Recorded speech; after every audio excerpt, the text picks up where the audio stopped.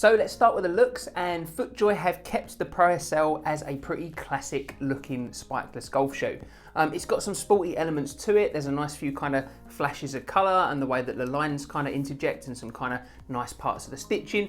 But generally you would say this is a more traditional looking golf shoe compared to a lot of the other modern spikeless golf shoes coming out these days.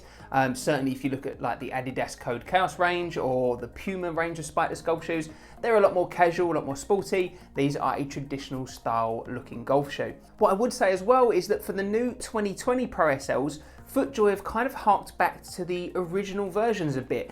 The way that they've shaped the power harness on the outside there, you can see you've kind of got this huge boomerang shape at the front there, and then it kind of stretches across the back, and you can see that on the inside as well. And that's kind of what it looked like on the original version of the Pro SL. The 2019 versions had a bit more of a wavy pattern going through it rather than this explicit harness that you can see there. So Footjoy have kind of taken a look at what worked previously and kind of gone back to a little bit to that original design, while still making sure that this is modern and fresh with the colour and the look as well. Personally, I really like the look of the Pro SL. I generally think it's a very classy looking spikeless golf shoe. I think a lot of people do. That's why it's so popular on tour and it's so popular for everyday average golfers like myself. So generally, you know, I think it's a good looking shoe. There's not too much to worry about there in that department for Footjoy.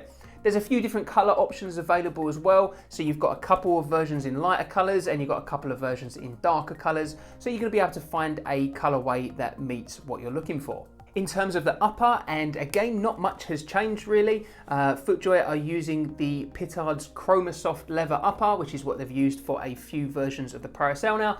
And to be fair, if it ain't broke, don't fix it. So, you know, that's a very, very comfortable leather. It gives you a 1-year waterproof guarantee. And so absolutely, I see no reason why Footjoy should change from using that leather upper. Another area that has stayed relatively unchanged is in the midsole. So Footjoy are using their finely tuned foam, which is what they had on previous versions of the Pro SL.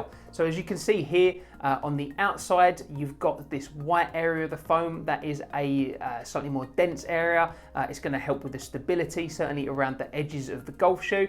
And then you've got this grey area of the foam. So that's a softer part of the foam, and you can see it there more in the middle of the shoe, and you can see it running right through to the bottom there. So you've got these grey areas there where the kind of weight is being taken and where you really want the maximum amount of comfort. So again, that's the same from previous versions of the Pro SL. It performs well in terms of the feeling that you get when using the Pro SL. Then I would say that these are a good feeling shoe if you like to feel quite connected to the ground. It's got a very good stable base, and the foam doesn't feel too chunky. It's not a particularly overly soft foam. It's not as soft as the Adidas Boost midsole foam or the Nike React foam or even the Puma Ignite foam as well, just to name a few. But you know, there is a decent amount of softness to it. It's just not the softest foam on the market, so you should be aware of that going in. If you want the feeling that you're walking on clouds, then you might want to take a look at something else in the spikeless shoe. But if you want to have a soft shoe that still feels like you're connected to the ground, you can still feel what's going on underfoot, then definitely the Pro SL could be the one for you.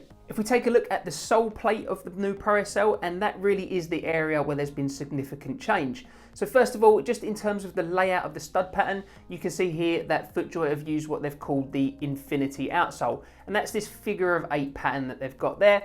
So actually, if I grab the previous 2018 version, so yes, there was a 2019 version, but the stud pattern was pretty much the same on that.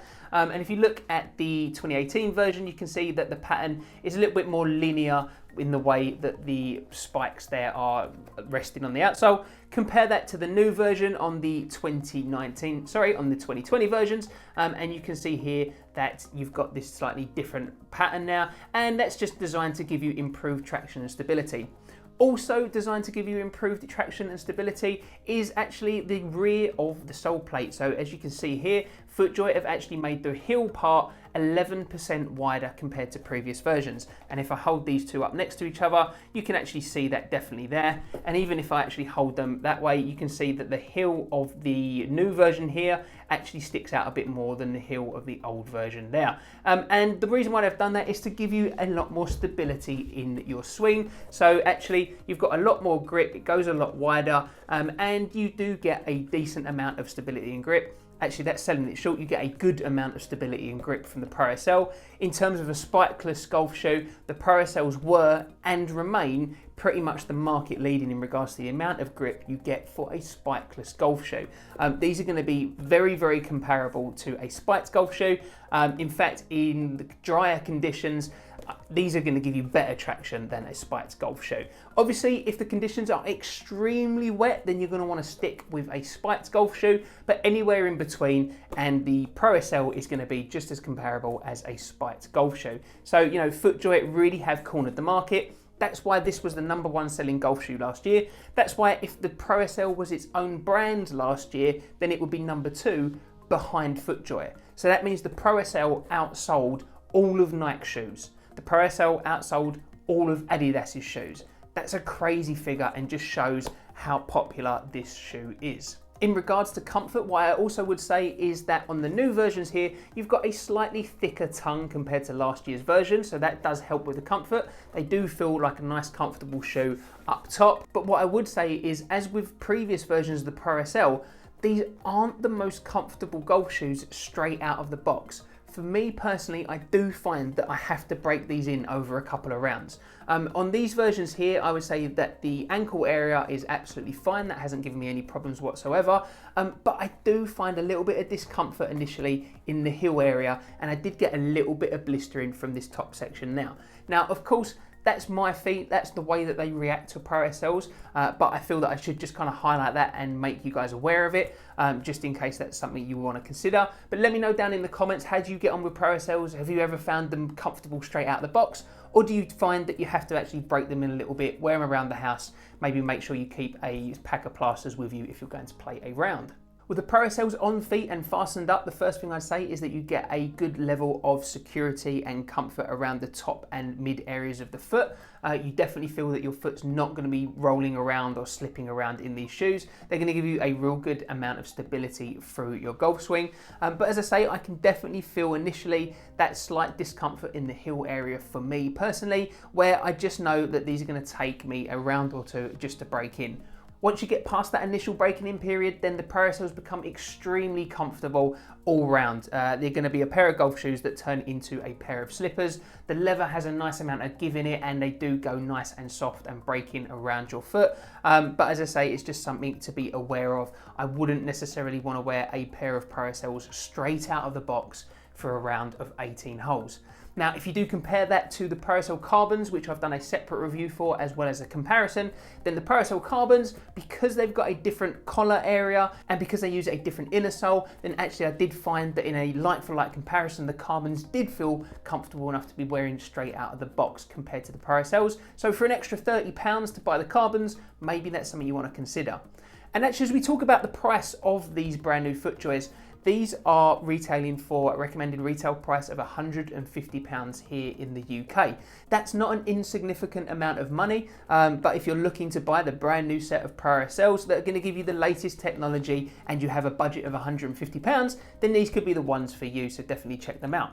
However, if you could stretch to the extra £30, then I definitely recommend checking out my review of the Pro SL Carbons, or even the comparison video that I've done as well, because for an extra £30 you do get significantly more tech and a more comfortable golf shoe I found when I was trying them like for like. Also, if £150 is feeling a little bit too much for you at the moment, then definitely go check out last year's versions of the Pro SLs, because they're currently on sale on the Footjoy website for £100. So yes, the previous versions haven't got this wider part on the heel, and so they're not going to provide quite as much grip as these.